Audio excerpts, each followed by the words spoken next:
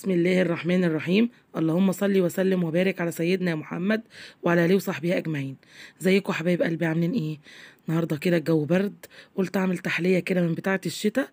ام علي ها، مش ام ربيع. يلا بينا على المقادير.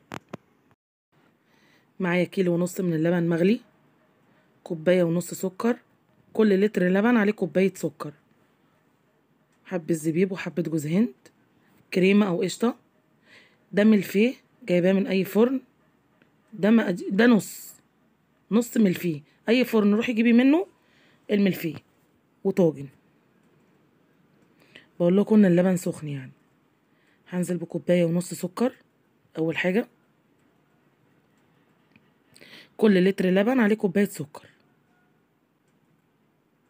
نقلب كويس السكر في اللبن لحد ما السكر يسيح معاكي، يدوب. اهم حاجه دوبي السكر كويس قوي.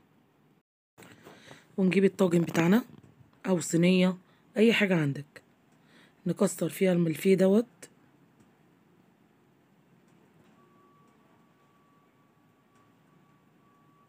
بالشكل دوت. انا الطاجن بتاعي هياخد النص كله. لو الطاجن بتاعك صغير اقسمي الملفيه ده على 2.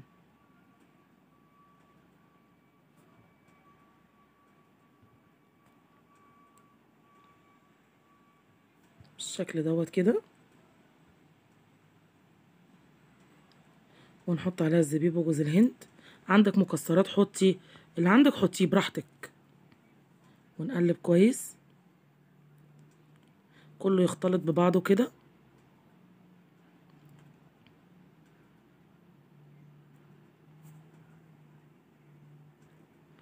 بالشكل دوت.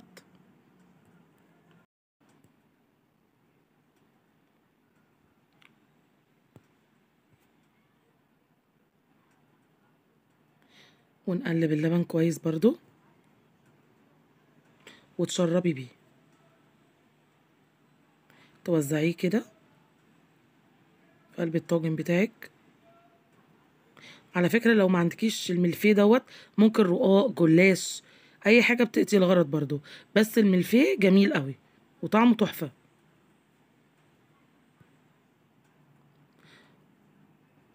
شربي الطاجن بتاعك كله كده باللبن، لازم لحد نصه لان بيعلى في الفرن. وهنا معايا كريمة على قشطة، دوبتهم بحبة لبن كده بساط، خففتهم واحطها فوق الوش. حابة تعملي كريم جانتيه براحتك، بس طبعا الكريمة اللباني احلى واطعم.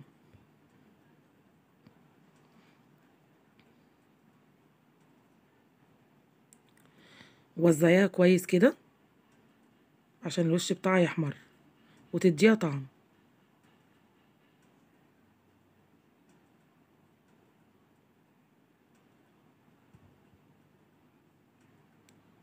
بالشكل دوت.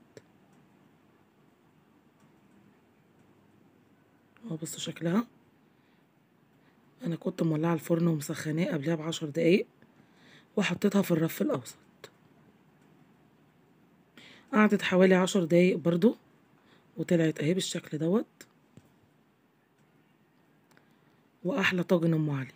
حابه بقى تحطي زبيب، جوز هند فوق الوش، مكسرات براحتك، تزودي قشطه، كريمه برضو براحتك، بس هي بالطريقه دي طعمها جميل جدا وتحفه قوي.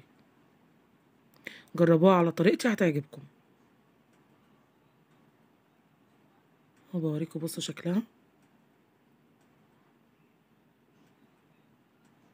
واللبن بتاعها اهوت، ومقاديرها مظبوطه وطعمها جميل قوي. وده الشكل النهائي للطبق بتاعنا. يا رب يكون عجبكم، وان عجبتكم الوصفه بتاعتي يا ريت تجربوها. ما تنسوش تشتركوا في القناه، تحطوا لايك وتفعلوا الجرس عشان يوصل لكم مني كل جديد في اسرار الطبخ مع ام ربيع. والسلام عليكم ورحمه الله وبركاته.